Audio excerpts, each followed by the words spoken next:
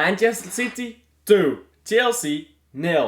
And this is a good start to the Premier League season here. Now, I did do of course my preview to this game. And one thing I completely forgot is that Rodri is not back in the squad yet. That is probably the worst preview I have ever done. My apologies for that. I should have double checked that. But I was like, oh yeah, Rodri is coming back after the pre-season. No, he comes. I'm pretty sure he comes back after this game. I will check that before the next preview. But now this is a Chelsea review. Let's not worry about Ipswich or anything like that. Savio, I want to talk about him first. He went off injured at halftime. So it's nothing major. So for anyone wondering about that, Savio's injury, it's not a big deal. He will be fine. He probably won't play against Ipswich, but that's more of a we don't want to risk him thing. He is completely fine. There's nothing wrong with him. So that is good news for Savio here. Now, I do just want to point out, our only substitution was Phil Foden as a winger. And I will talk about why later. But that does tell us a bit about our depth here. Now, I know Pep Guardiola likes to wait with his substitutions. Rodri not back in the squad yet, and Oscar Bob injured. We could potentially still sign a player. I know that there's that aspects to it, and O'Reilly maybe not prepared for these big games yet. Stuff like that. Still, only one substitution, and it being a forced one, playing Foden out of position. That is a bit telling. But let's talk about the game here. For the game itself, we played very well without Rodri. I'll go over our centre backs first, yeah. Well, our left back. I don't know why it shows up like this on Google, because I'll show you one thing here. Let me open this tactical board of mine, and I'll show you why this is just wrong. So this is not how we played, because Ake was not on the pitch, it was Gvardiol, and Rodri was not back yet. This is just the basic lineup that I have when it opens. Then we had Silva instead of Foden. And we had, if I find Lewis somewhere, here. This is what it shows, right? It shows, oh yeah, we played with a double pivot over here, and then with like this flat four. It won't be a flat four. You will have like De Bruyne and Silva here, and then Doku and Savio here. But that's not how we played. We played like this. And Lewis stepped up with Bernardo Silva dropping deeper. So whatever Google is showing here is very wrong. But that's not that big of a deal, I suppose. Let me close that for now. I don't need that. Ederson, I mean, he didn't have anything to do with it now. I can't give Ederson a rating when he just didn't have to do anything. That's not on him. It's just, he was standing there. He had no job to do. He gave some good passes and that's about it. Good day for Ederson. All goalkeepers are happy when they don't have to stop 20 shots. Gvardiol, probably the worst among our defenders here. Rico Lewis played very fine today, but Ruben Dias, great defending. Passing, I mean, Ruben Dias is not gonna make forward passes, but passing was fine. Akanji, same story as Ruben Dias. Gvardiol, he played mostly well, but there was a bit too much iffiness in his game. A bit too much sloppy passing, a bit too much being too slow on the ball. Stuff like that. Now, maybe that is, I don't know, he's fatigued. Maybe he's just rusty. Whatever it is, hopefully he doesn't do that in the next game. I don't think he plays against Ipswich anyways. I think we're gonna do a big rotation in the squad, but that's for in the future to talk about. So, but yeah, not the best performance by Gvardiol, but it wasn't terrible either. Rico Lewis, again, actually played as a right back, not as a midfielder. He played amazing. Rico Lewis, his defensive work, fantastic. Then again, he's not up against good attackers, is he now? And Kunku, Enzo Fernandez, Cole Palmer. The only good one in that lot is Cole Palmer, and he was on the other side of the pitch. So it wasn't like Rico Lewis was facing any tough challenges. Pedro Neto came on later, but Neto didn't do much. So Rico Lewis, it's not like he faced tough opposition, but he did his job. And that's good. He went forward as well. So he's what Pep Guardiola wished Cancelo was. Because Cancelo doesn't have the defensive acumen of Rico Lewis. Now, Rico Lewis isn't quite as good going forward as Cancelo. Obviously not. But he is so much better defending, and going forwards, he is still able to find those short passes, those close passes, those 1-2s, those crosses. He can put a ball back into the box. He's still able to find those connections, which that's everything you could want from a fullback and more. So Rico Lewis, I'm very excited to see how he plays in the future for Man City, and I think Kyle Walker here, your time is done, bro. Rico Lewis is taking your spot. By the way, who do you want to be the captain for the next season? Because we don't have a captain yet. That's an interesting conversation. Tell me down in the comments. I'll leave Kovacic for last, and I'll tell you why when I get there. And I'll leave you for last too. Bernardo Silva. I mean, standard performance, I guess. I think I need to talk about Bernardo Silva together with Phil Foden. Bernardo Silva was not excellent by any means, but he was okay. He did what he had to do. He was good enough. He dropped deep, helped us play out from the back, and helped us go forwards. Just standard stuff. It's nothing excellent, nothing bold, just standard. Just 7 out of 10, did his job. Nothing more, nothing less. But he was in midfield. And why is that interesting? Foden went on the left wing when he was substituted on. Well, he was mostly on the right wing, but started out on the left wing. Why is that? I think Bernardo Silva, because Bernardo Silva wanted to leave Man City. He has wanted to leave Man City for a while now. I think Bernardo Silva was convinced to stay by being promised a spot in midfield. Bernardo Silva was probably told, listen, you get old now. You don't have much time left in your legs. You can't play every game all season anymore.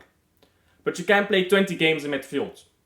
And I think Bernardo Silva accepted that offer by the club. Which means, normally that is fine. Doku, Oscar Bob, right wing, Savio, Grealish, left wing. Completely fine. Except Oscar Bob and Savio went out injured. And now, we have to play Foden on the wings. We can't put Bernardo Silva back there, because we promised Bernardo Silva a spot in midfield. Now, this won't take away Foden's minutes in midfield, don't worry about that. Foden will get minutes when Bernardo Silva is out of the team and when Kevin De Bruyne is out of the team. He only didn't start today because it's like the first day of the season and he's only just back into the team. Bernardo Silva is going to play midfield all season. I am very confident about that. Just watch. All season he'll be midfield. So, Bernardo Silva, if he keeps playing like that in midfield, I'm fine with it. He won't play against the big teams anymore in the big games, I don't think, at least, unless we have an injury. But he will be good enough to get us past like Bournemouth or whatever, right, Fulham, Crystal Palace. He will be good enough for that. I think aging, but still good enough for what his purposes will be next season. Kevin De Bruyne, sorry, he played terribly today. Love you, De Bruyne. You might as well not have been on the pitch. Because, I mean, it's not entirely De Bruyne's fault here. Doku, in all his incompetency, forced De Bruyne, 33 years old, to run across the pitch covering for Doku's ass. So I suppose it's time to talk about Doku now. There is only one thing I can say about Doku. He has to leave Man City. He is not good enough. He does not have talent. He does not have IQ. He does not have brain cells. He does not understand football. He does not listen to Pep. He has an active liability on Pep Guardiola. he slows down the play. How does he slow down the play? He's so fast. He holds onto the ball for 30 seconds, and then he tries to do something. He has fast feet. His feet are faster than himself. That's why he keeps losing the ball. Oh, but he pulls off a good action once in a while. And Rodrigo can do the same shit, except he will hold on to the ball. He will only need 2 tries, whereas Doku needs 20. And he can actually fucking score a goal, because Doku's final product is tragic. And Rodrigo doesn't have a fucking weak foot. What is Doku's weak foot? Easy, it's his left foot. How can you be a professional footballer and have a weak foot? People used to give so much shit to Lionel Messi for, oh, he can't use his right foot. His right foot was better than Doku's right foot, and Doku is right-footed. Messi's right foot was better than most players their right foot. But we used to have standards in the sport about wingers using both of their feet like they are their natural foot. Now where is that standard? Where is that standard? How can City fans look at Doku, unable to use both feet comfortably, unable to dribble past Cucurella once? When Savio went onto that side, by the way, because Doku couldn't hand Cucurella, so he needed to go onto the left side. When Savio got onto Cucurella, he fucking put Cucurella on his back hands fucking 3 times. Cucurella couldn't handle Savio. 45 minutes is all Savio needed to prove that he is the best winger in the Premier League. Saka, shit. Doku, shit. Pedro Neto, shit. What has football come to? That there is only one good winger in the Premier League. He's a 20-year-old called Savio, and quite frankly, back in the 2000s he would be average. Not dissing Savio here, but what the actual fuck has the Premier League come to? Doku has to go. He is the worst winger I have seen represent my country as a Belgian, and I have watched Belgium since before the golden generation. Doku is terrible. Any City fan who keeps trying to hype him up, get some standards. Yeah? This guy. I have defended him all season long last season. You can go back to my oldest videos, if they are still up, I don't know. You can go back to my older videos that are still up, where I'm talking about Doku. For the most part, I have tried to defend him all season long, yeah? I am fucking done with this guy. I am fucking fed up. Now part of that is seeing him completely fucked back, yeah, for my country in the Euros. I fully admit. But this performance by Doku today, it is electrifying in how terrible it is. He got a pre-assist. No, he didn't. What do you mean he didn't? The ball fell to Doku, where he did not intend the ball to go. Then he tried to pass the ball to Bernardo Silva. But he spanked the ball into Bernardo Silva at breakneck speed, and Bernardo Silva could not control it. The ball flung from Bernardo Silva onto Haaland, and Haaland scored. Doku did not do that on purpose. Oh, we still got the goal, what does it matter? It matters because that is not going to be a consistent source of goals. You scored accidental goals sometimes. Lionel Messi scored accidental goals. The best of the best. Accidental goals aren't consistent. Where is Doku creating chances outside of pure accident? There isn't any. I fucking counted how many times Doku got onto the ball before he did a successful action. 20 times. 20 fucking times. Savio needed 1 time to put Cucurella on his fucking ass. And we want this fucking guy, Doku, on our right wing. He wasn't good enough for the right wing, so he had to go to the left wing, where Savio was playing. And then he was too bad on the left wing that Kevin De Bruyne, 33 years old, had to play left winger, midfielder, left back, just to cover up for Doku's incompetencies. De Bruyne did not play well today, yeah? But that is not his fault. because De Bruyne had to cover for Doku. And that is simply criminal. If somebody at Man City cannot pull their weight, they do not deserve to be here. I can get all you want to say about, oh, we have to be positive about our team, yeah? This is simply ineptitude. And I do not want that at my club. I do not care if it's Club Brugge or Manchester City. One of the two that I root for, yeah? I would not want Doku, just as I did not want Nusa, and just as there are many players that I do not want or desire. We have to stop protecting Doku simply because he's our golden child. This review here, I'm sure that's like half of this review will be me talking about Doku, but this needs to be said. He is inept, he is incapable, he is incompetent. And to the highest degree and order, to the point that I am fucking tired of it. After defending him all season last season, I am tired of it. I will not bother anymore. Every time he drops a poor performance, I will... And you can be ready for this. Clip this up, yeah, if you want. I'm like 255 subscribers, but clip this up if you want. I will, every time Doku has a poor pass, poor performance, talk about it the next fucking day. Clip this up, yeah, because, I don't know, maybe in 1 month from now I'll be a famous YouTuber. That won't happen. But do like and subscribe to help me get there. Clip this up if you want to keep me accountable, yeah, but Doku, no, simply no. Then Haaland, I'll wait before talking about Savio. Haaland, he did okay. He didn't get many chances.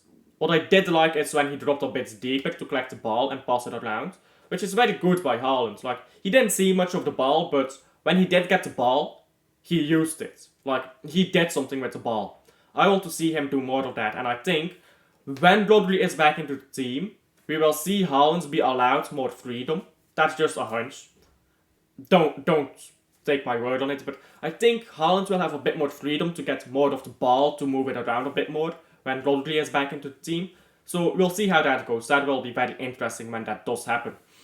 But yeah, Haaland, great goal today. Well, yesterday, but you get what I'm saying. Very good.